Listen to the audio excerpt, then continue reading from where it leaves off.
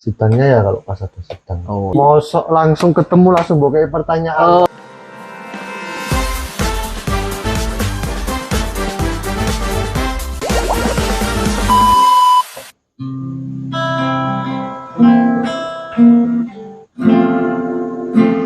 Langit petang, sing peteng lak langit masa depanku ya tetap kudu cerah nih, yuk guys. Oke, assalamualaikum warahmatullahi wabarakatuh. Kembali lagi. Oh, kok kembali lagi? Ini pertama kali kita jumpa dengan saya, manusia hebat. Amin, hebat. Oke, langsung saja kita panggil, yaitu teman kita Pak Ahmad Muzaka. Silakan masuk, Pak. Gimana kabarnya, Pak? Sehat. Alhamdulillah. Oh, lama kita nggak jumpa ya. Iya. Di mana saja Bapak ini?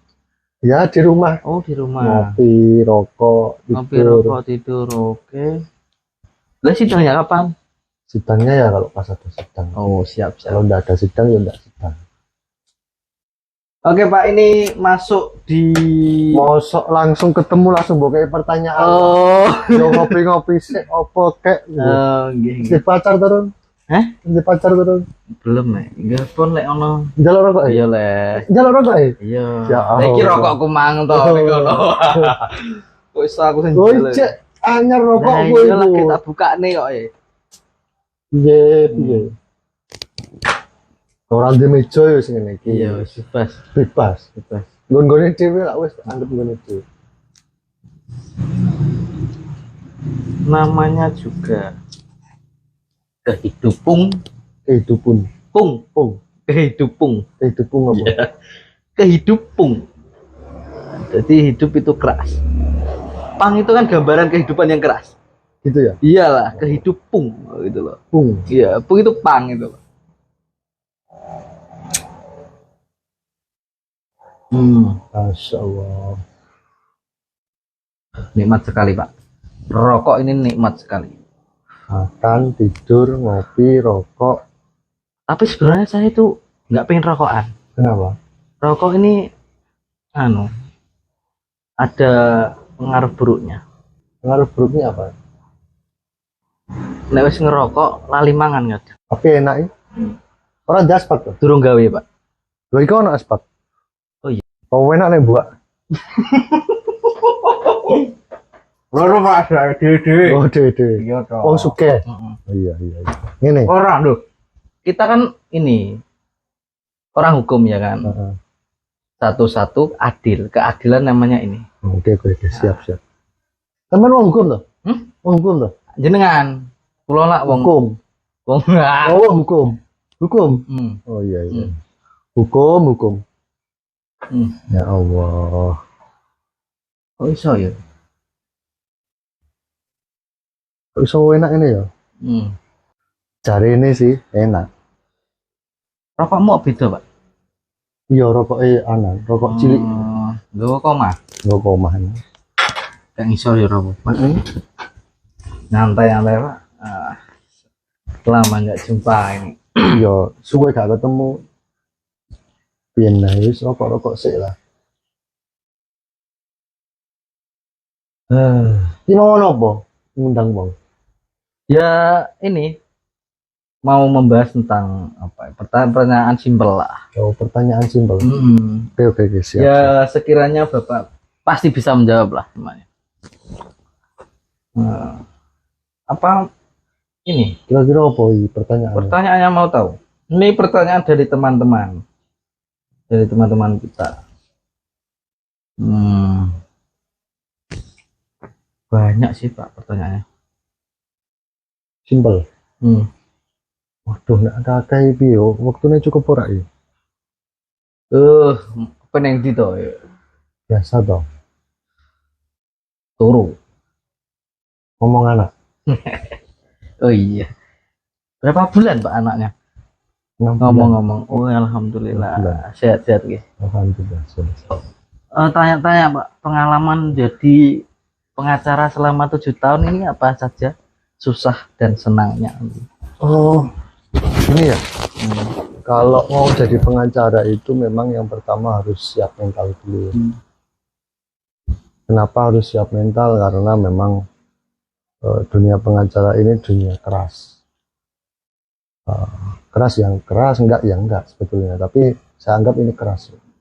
Karena di waktu proses untuk jadi pengacara ini memang harus siap mental, benar-benar siap mental. Karena ya kita harus melihat sisi finansial juga. Artinya seperti ini, karena proses dari mahasiswa transisi ke pengacara ini kan ada kualifikasi yang memang harus dipenuhi. Salah satunya mengikuti pendidikan khusus profesi advokat. Setelah itu mengikuti pendidikan profesi advokat itu terus melakukan ujian nasional. Setelah itu magang 2 tahun, terus kemudian menunggu umur sampai 25 tahun. Artinya ketika kita ngomong hari ini itu ketika anak kuliah itu lulus mungkin di umur 22-23. Iya. Masih ada jenjang waktu sekitar jarak waktu itu antara 2 tahun sampai 3 tahun. Dalam waktu 2 tahun sampai 3 tahun ini ketika kita mau menjadi pengacara, proses yang harus kita lalui memang salah satunya adalah mengikuti pendidikan profesi advokat, terus kemudian ujian nasional, terus kemudian yang satu magang. Terus kemudian ketika kita masih menunggu waktu antara umur kita ini kan, ketika kita bicara lulusan kuliah itu kan harus punya pekerjaan, harus punya penghasilan. Tetapi kalau kita mau menuju ke profesi ini yang berat di situ. Makanya harus saya katakan harus siap mental. Biar mentalnya ini nggak kolab di tengah jalan. Artinya ketika melihat teman-teman seangkatan itu sudah bekerja, sudah mempunyai uang, terus kemudian sudah punya penghasilan yang tetap, kita masih berproses. Nah, proses ini kita masih menunggu waktu. Setelah itu baru sumpah. Setelah sumpah itu baru bisa menjadi pengacara. Itu Pak, untuk magang, kalau dengar-dengar ya, dengar di masyarakat ini ya, masyarakat luas, magang advokat itu ada gajinya. Itu benar apa enggak Pak? Sebenarnya kalau gaji itu enggak ada sih. Karena kita prinsipnya itu kan belajar ke orang yang sudah berpengalaman, tetapi kan terkadang orang itu enggak, merasa saja lah, merasa kalau kita diikuti orang, kita ajak untuk belajar di situ ya, bahasanya tips, kasih uang bensin lah, operasional bensin itu. Kalau misalnya ada satu contoh, misalnya kalau di kantor saya itu, misal membuat berkas ini gitu loh, untuk persidangan gitu, surat kuasa, pemberkasan itu semuanya kan memang ada fee operasionalnya untuk pengetikan dan sebagainya. Penyiapan berkas itu adalah itu memang kalaupun misalnya kita dibantu anak-anak yang makan ini tadi, besar kemungkinan kita bisa mengasih. Ya tergantung kesadaran kita sendirilah. Kalau secara aturan memang nggak ada aturan. Ya tergantung manajemen dari kantornya masing-masing. Terus kemudian kalau misalnya magangnya di lembaga bantuan hukum ya tergantung direkturnya seperti apa, ya manajemen dari kantor itulah. Gitu tuh. Jadi ya harus siap. Saya dulu waktu magang itu sama sekali tidak digaji. Bahkan saya pernah dikasih uang itu 1 tahun itu hanya sekitar 300.000. Lalu bagaimana kehidupannya untuk operasional makannya? Yang penting saya bisa makan, bisa ngerokok, ikut kantor.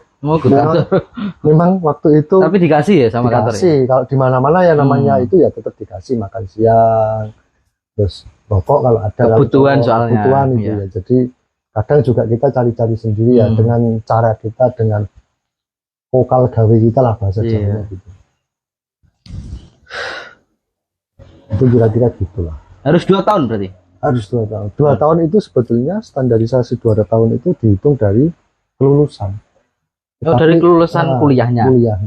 Jadi standar 2 tahun itu setelah dia wisuda, terus kemudian sampai dia setelah ujian nasional selesai itu dihitung 2 tahun.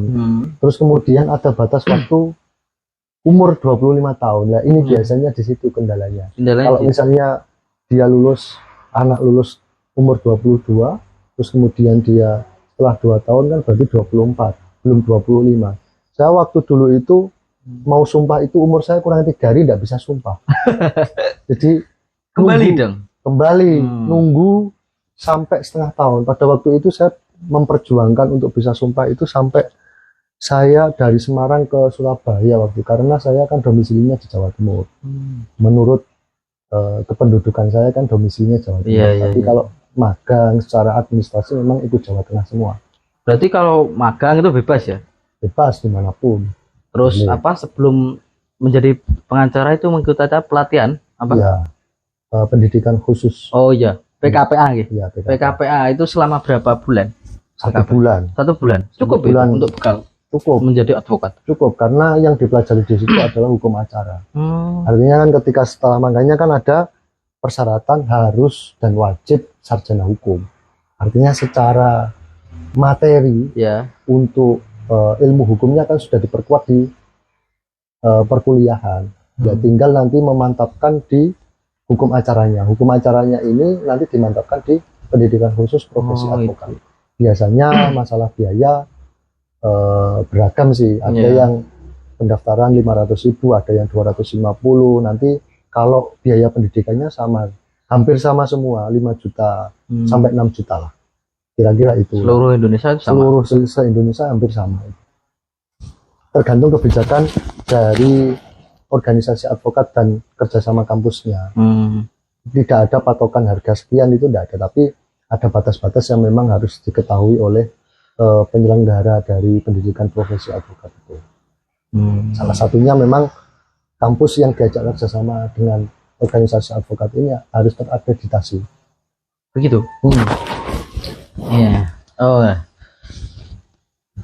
Lumayan rumit ya ternyata. Ya, rumit tidak rumit. Memang sekelas profesi memang seperti ini ya. Contoh ada profesi lain yang memang kita bisa melihat itu kan ada notaris, terus kemudian ada dokter, sama semua, sebetulnya sama. Mereka bahasanya kan koas kalau dokter. Kalau notaris ini bahasanya itu magang juga. Magang. Jadi hal-hal yang semacam ini yang sekiranya perlu diketahui sama masyarakat secara umum. Jadi tidak serta-merta jadi pengacara itu mudah. Bayar sekian terus kemudian bisa jadi pengacara ataupun mendapatkan profesi pengacara. Tapi memang kalau misalnya mau setelah sarjana hukum mau ngambil profesi advokat ya memang harus siap mental terlebih dahulu gitu loh. Ini yang perlu teman-teman ataupun masyarakat ketahui. Jadi tidak serta-merta ataupun instan gitu, tidak ada prosesnya. Memang prosesnya panjang. Nah, kehidupan pengacara itu terkadang memang dilihat oleh masyarakat itu glamor. Iya, itu glamor, eksklusif gitu kan. Tapi menurut saya sih tergantung pribadi masing-masing ya. Tergantung pribadi masing-masing ketika kita misalnya ya apa adanya, ya sepantasnya saja menurut perilaku ataupun tindakan di masyarakat, kebiasaan perilaku ataupun tindakan masyarakat ya sudah biasa-biasa aja. Untuk Bapak sendiri sebelum waktu masih menjadi mahasiswa itu kok ada keinginan menjadi advokat itu melihat siapa atau tokoh yang Anda lihat itu siapa? Sebetulnya gini ya, apapun yang saya kerjakan itu secara historis memang berlatar belakang dari keluarga. Jadi apapun yang saya kerjakan itu historisnya memang dari keluarga. Mondok pun juga sama, saya historisnya juga karena keluarga. Terus kemudian saya kenapa mengambil profesi advokat, karena memang pada waktu itu memang ada satu permasalahan yang terjadi di keluarga yang kemudian menjadikan minat saya untuk mengambil profesi advokat itu. Jadi kalaupun misalnya secara historis itu mungkin tidak ada pada keluarga, karena saya selalu melihat apa yang menjadi titik berat di masyarakat dan keluarga saya, terutama di keluarga saya, maka yang menjadi pedoman ataupun dasar saya mengambil profesi advokat ya juga karena keluarga. Itu yang pertama, karena saya pernah membaca itu pendidikan karakter itu memang terlahir dari 3 unsur, jadi keluarga, lingkungan, sama masyarakat. Benar. Salah satunya adalah saya melihat keluarga ini secara historis bagaimana, terus kemudian lingkungan ini apa yang mendasari saya bergerak itu juga karena lingkungan sekitar rumah saya itu mungkin juga banyak orang yang awam tentang hukum, terus kemudian banyak juga yang terjerat kasus hukum juga di wilayah saya, kecamatan saya itu sering terjadi permasalahan hukum, pembacokan, pembunuhan dan lain sebagainya.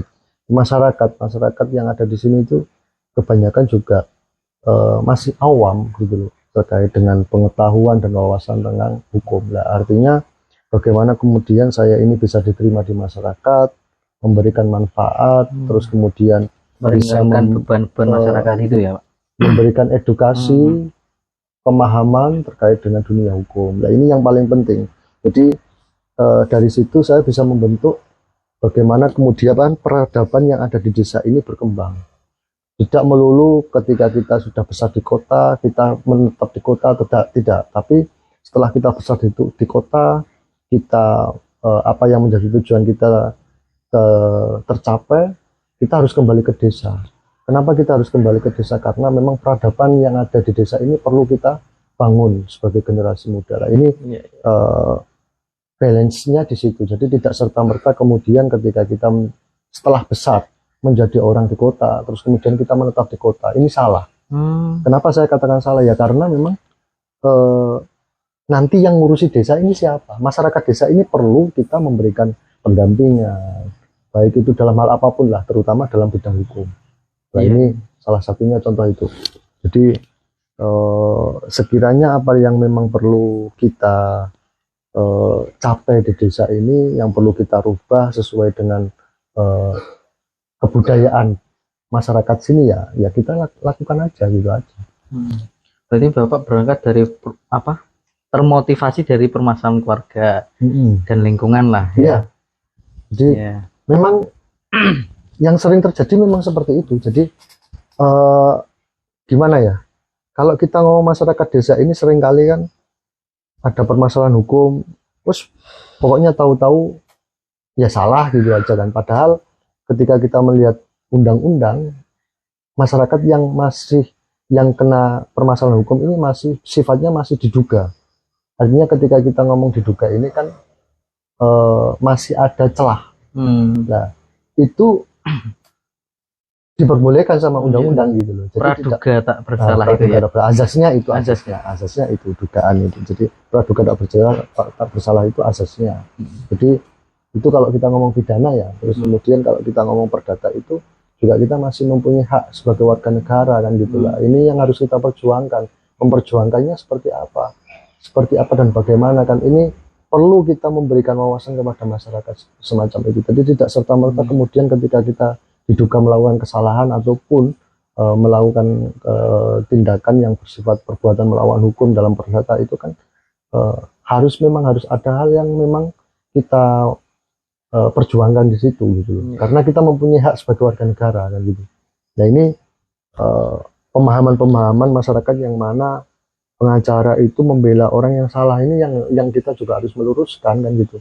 Kita itu sebetulnya tidak membela kesalahannya, perbuatannya tidak, tetapi membela hak-haknya sebagai warga negara. Nah, ini yang perlu kita sampaikan kepada masyarakat. Jadi tidak semuanya pengacara itu kotor, tidak semuanya pengacara itu jelek gitu kan, tetapi masih ada harus kita perjuangkan bersama bahwa dunia pengacara itu juga tidak dunia sejelek itu kok gitu. Itu kira-kira gitu lah. Ini boleh rokok lagi ya? Iya boleh, silakan. Sambil ngerokok, sambil nyantai gitu kan. Sibuk sekali ini kesehariannya Bapak. Ya sibuk enggak sibuk. Sibuk enggak sibuk. Sebetulnya sih kalau diomong sibuk ya sibuk, kalau diomong sibuk ya sibuk. Tapi tergantung kita lah mau menyikapi seperti apa. Iya. Gitu. Nah, ini apa? Saran untuk teman-teman yang masih kuliah, yang punya rencana atau cita-cita pengen jadi pengacara. Ya, itu bekal apa sih yang harus dibawa sejak semester 3 atau gimana gitu? Siap. Sepengalaman saya itu saya waktu menginjakkan kaki di Fakultas Hukum itu saya sudah punya cita-cita bahwa saya harus jadi pengacara. Itu yang pertama. Yang kedua, saya harus punya kualifikasi tertentu yang itu tidak semua orang bisa dikualifikasi itu.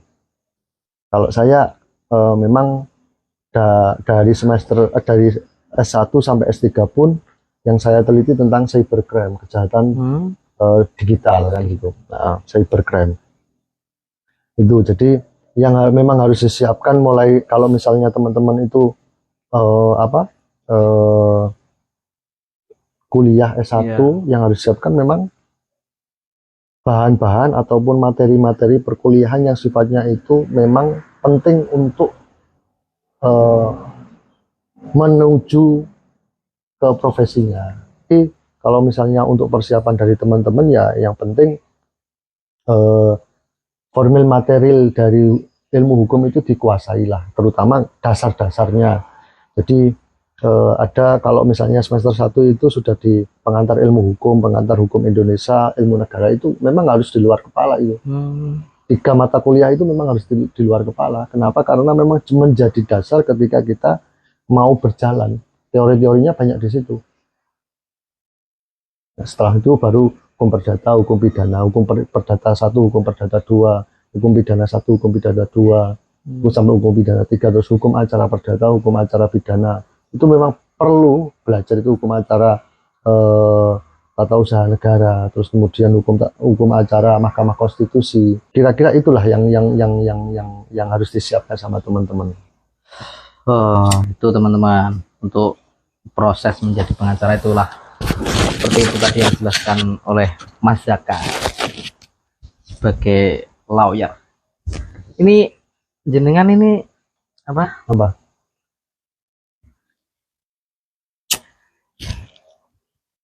Apa daerah hukumnya di mana? Apa prakteknya ya? Kalau pengacara itu seluruh Indonesia. Nggak ada batasan wilayah. Nggak seperti notaris ya? Nggak, beda.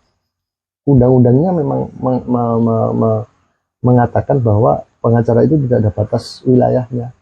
Jadi seluruh Indonesia, dimanapun. Yang terpenting kantor pengacaranya jelas. Itu jadi tidak serta-merta kemudian misalnya kita seluruh Indonesia, kita di mana-mana membuat kantor itu juga membingungkan nanti. Iya. Di domisili kantornya juga harus jelas gitu. Gitu. Kalau pengacara itu seluruh Indonesia dimanapun. Jadi kira-kira gitulah. Bu ya jangan serius-serius. Bu santai-santai gitu. Masa serius-serius. Iya kan, ilmu tadi, pengalaman adalah ilmu. Iya kan? Ilmu terbaik. Iya. Gitu.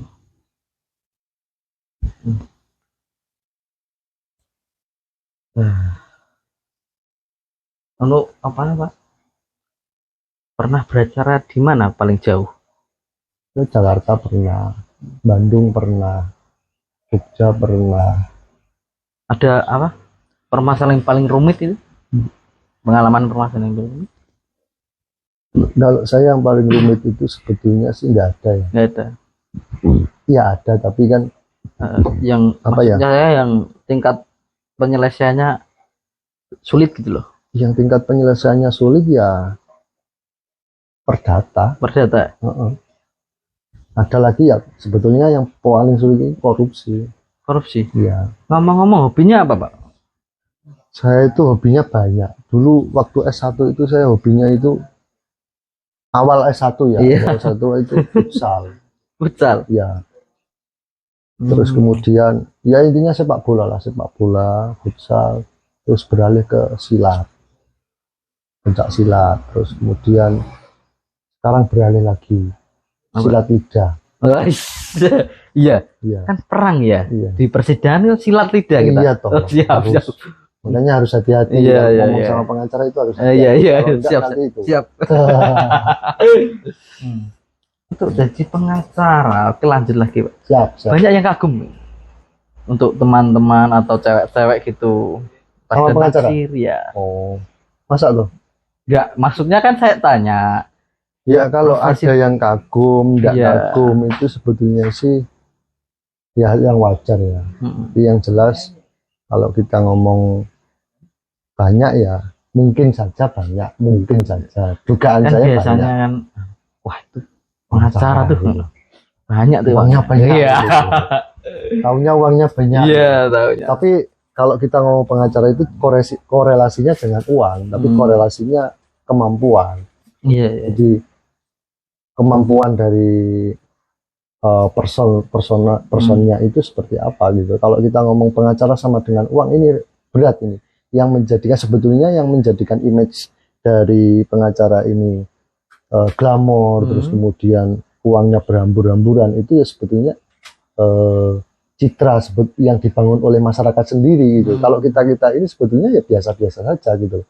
Artinya ya namanya sebuah kantor itu butuh yang namanya manajemen operasional yang kuat kan gitu.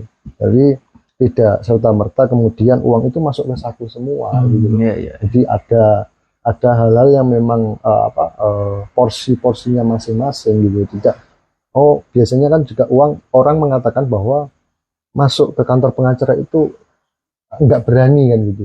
Nggak berani karena mungkin mahal dan uang nanti yang dikeluarkan itu banyak dan lain sebagainya. Ini stigma yang salah, yang harus diluruskan. Stigmanya sebetulnya kita mengkalkulasi sebuah perkara itu mulai dari awal sampai akhir ini seperti apa, terus dan bagaimana itu perlu nanti hitung-hitungan yang matang kan gitu. Artinya kita tidak, kalau kita ngomong ini untuk operasional, ini untuk, kalau misalnya di persidangan itu, persidangan itu ada namanya uang panjar gitu, bayar kita, memang bayar untuk operasional persidangan itu memang bayar gitu. Tapi kan masyarakat itu untuk di pengadilan nggak ada yang gratis ya? Nggak ada, semuanya bayar. Artinya bayar itu ya bayar kita berperkara itu, uang panjar namanya.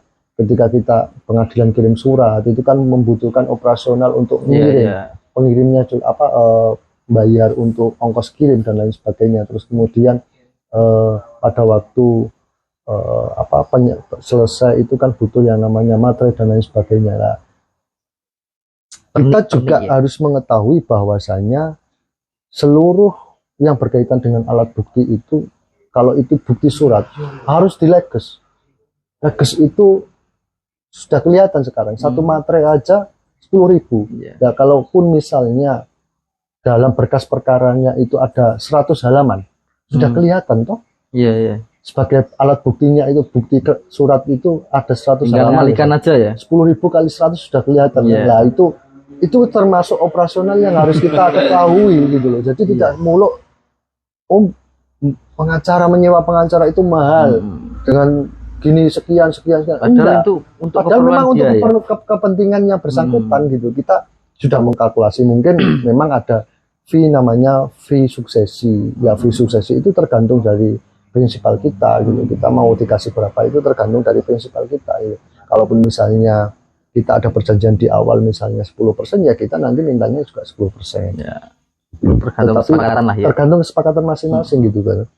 Ada fee operasional, terus kemudian fee suksesi, terus kemudian fee akomodasi kan, dan terus kemudian fee saya sampai lupa ini. Pokoknya ada 3 kualifikasi, 4 kualifikasi lah terkait dengan fee itu. Tidak semuanya itu masuk ke kantongnya pengacara semua, enggak. Itu. Jadi yang perlu difahami oleh masyarakat di situ. Pandangannya masyarakat terhadap pengacara kan gitu. Iya. Kalau ingin menyelesaikan masalah, ini takut mahal gitu ya. Iya, takut mahal. Terus padahal sebetulnya enggak. Kalau semisal ada kan masyarakat awam kurang paham hukum, ingin konsultasi itu ada biayanya atau tidak? Kalau saya selama ini konsultasi itu gratis. Gratis. Enggak pernah memungut biaya 1.000 pun, enggak pernah saya. Meskipun kira-kira persoalannya sulit gitu? Enggak pernah. Jadi ladang untuk kita berkhidmah kepada masyarakat ataupun pengabdian kepada masyarakat, ya kita memberikan konsultasi hukum gratis. Tapi tidak semua pengacara itu memberikan konsultasi gratis. Jadi kalau di saya sesuai dengan manajemen kantor saya, sesuai dengan kantor yang telah disepakati dalam kantor saya, konsultasi di saya itu gratis, tidak dipungut biaya sama sekali. Nah ini teman-teman, kalau mau konsultasi langsung bisa langsung WA bisa langsung via WA, via telepon, apapun lah, saya akan melayani meskipun nggak kenal ya, meskipun nggak kenal. Banyak ini di nomor saya ini tadi barusan ada juga yang WA saya di nomor kantor saya kan. Ada berapa orang ini? 1, 2, 3, 4 loh, ini nomor baru semua. 5, 6 loh, nomor baru semua. 6, 7, 8. Ternyata di dunia ini banyak 9. Ya manusia-manusia bermasalah itu. Ya memang banyak. Nah itulah kita juga harus menjadi fasilitator yang baik. Kalau misalnya memang kalaupun misalnya tidak ada uangnya ya udah enggak apa-apa gitu. Itu jariah kita lah. Ya anggap saja seperti itu. Anggap saja itu jariah kita. Anggap saja itu sebagai ladang tempat mencari pahala kita, gitu aja wis. Enggak usah dimaknai yang bagaimana. Urusan rezeki kita mendapatkan klien besar, ya itu urusannya yang di atas gitu. Kalaupun misalnya rezeki kita itu besar, ya suatu saat dan kalau sudah waktunya itu pasti datang sendiri. Ya contoh, yang penting saya awal jadi pengacara itu yang saya tangani itu perceraian gitu. Itu pun enggak seluruh uang dari perkara itu masuk ke kantong saya. Kok bisa, Pak? Iya, jadi karena memang saya masih ikut senior pada waktu itu, jadi masih magang atau apa? Enggak, sudah jadi pengacara, tapi memang kan enggak bisa langsung kan gitu. Tetap harus, kalau kita mau bikin bendera sendiri kan enggak mungkin doh gitu kan. Kita cukup butuh operasional untuk pembangunan kantor dan lain sebagainya itulah. Makanya kan ya kita harus disyukuri lah. Pelan-pelan kita harus syukuri, berproses pelan-pelan sampai dulu saya sidang itu bawa sepeda motor dan alhamdulillah sekarang sudah punya mobil gitu kan. Ada prosesnya. Dulu itu ada waktu temu sama teman-teman itu ya saya sendiri mungkin yang belum bawa mobil, masih pakai sepeda motor sama calon istri saya itu dulu masih calon, sekarang sudah istri kan. Pakai sepeda motor sendiri ya, tapi alhamdulillah berkat pelan-pelan. Teman kuliah apa? Teman komunitas lah, teman komunitas. Jadi teman-teman bawa mobil besar-besar itu kita pakai sepeda motor sendiri, undul gitu bahasanya. Yang penting kan susah senengnya ya sambung silaturahmi, mendatangkan rezeki itu memang benar itu. Susah senengnya jadi pengacara ya itu harus siap mental, benar-benar harus siap mental. Makanya kalau saya memaknai pengacara itu profesi yang terhormat dan mulia, maka kita juga harus bersikap dan bertindak mulia juga. Artinya bertindak dan bersikap mulia itu ya enggak usahlah kita melihatkan bahwa kita itu pengacara, enggak usah. Kita biasa-biasa gitu ya? Enggak usah, biasa-biasa aja, biarkan orang menilai sendiri. Oh ternyata orang itu pengacara gitu. Saya dianggap orang itu supir, dianggap biasa. Karena memang nggak pernah memperlihatkan kalau saya itu pengacara. Tapi kalau sudah di persidangan itu beda lagi. Kita kalau sudah di persidangan kita harus melihatkan. Ya kalau misalnya kita garang ya harus kita garang. Kalau misalnya kita membela, benar-benar kita bela klien kita, prinsipal kita memang harus kita bela mati-matian, ya harus kita bela mati-matian. Tapi tidak keluar dari kaidah-kaidah ataupun norma-norma yang berlaku di masyarakat. Tetap kita harus mempertimbangkan itu. Karena itu yang paling penting dan yang paling pokok di situ. Tidak serta-merta kita membela orang itu terus kemudian seenaknya sendiri. Gitu loh. Itu jadi hal-hal yang semacam itu yang memang harus kita persiapkan. Gitu. Oke, lanjut.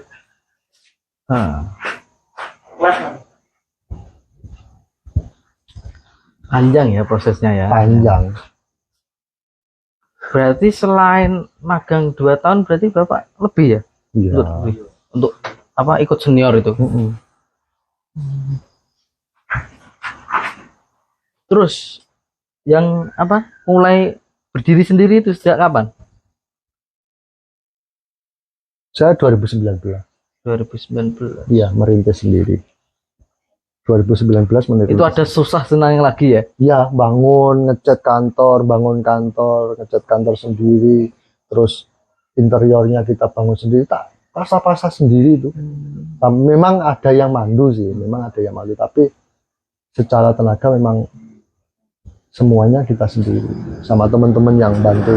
Kadang juga ada teman saya yang waktu MI nggak kerja gitu, yuk ngecat kantor gitu, ya kita kasih uang rokok lah gitu, rasanya gitu. Jadi susah senangnya bangun sendiri, terus kemudian minta bantu, ya sesekali dibantu sama saudara, sama orang tua, ya kita harus terima. Memang kita belum bisa berdiri sendiri kan. Iya. Oke. Itu susah senangnya di pengacara. Ya harus kita layani lah. Kalau misalnya ada kayak gini, besok siap, mohon izin kata, siap. Silakan. Ini ada yang mau konsultasi, besok mau telepon, oke, siap, saya bilang gitu. Ya prinsipnya konsultasi ya kita layani sesuai dengan kemampuan dan sebatas apa yang memang kita ketahui. Jadi kita lakukan gitu aja. Nggak muluk-muluk kok kita itu jadi orang.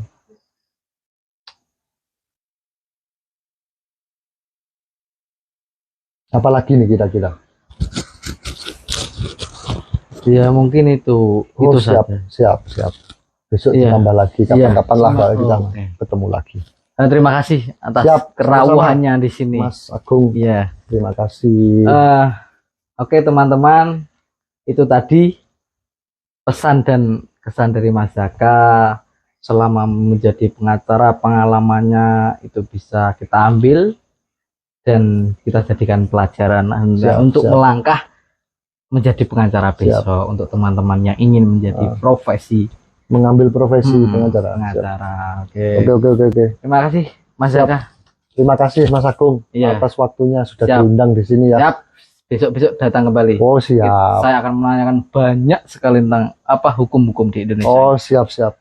Pokoknya apa yang memang saya ketahui nanti akan saya share bareng-bareng lah. Siap. Jadi ilmu dari S1, S2, S3 ini banyak yang memang harus saya sampaikan kepada masyarakat sesuai dengan memang pengetahuan saya kan gitu, Jadi kalaupun misalnya ilmu harus diajak ajarkan diamalkan. Ilmu dilakoni dengan ilmu ya memang diamalkan. Gitu ya. Terima kasih. Siap. Terima kasih. Oke teman-teman, untuk yang mau konsultasi atau menanyakan persoalan hukum, mungkin keluarganya memiliki masalah, atau bisa langsung konsultasi ke Mas Zaka. Nanti saya tautkan nomor HP-nya di bawah. Siap. Oke, jangan lupa like, komen, dan subscribe. Oke.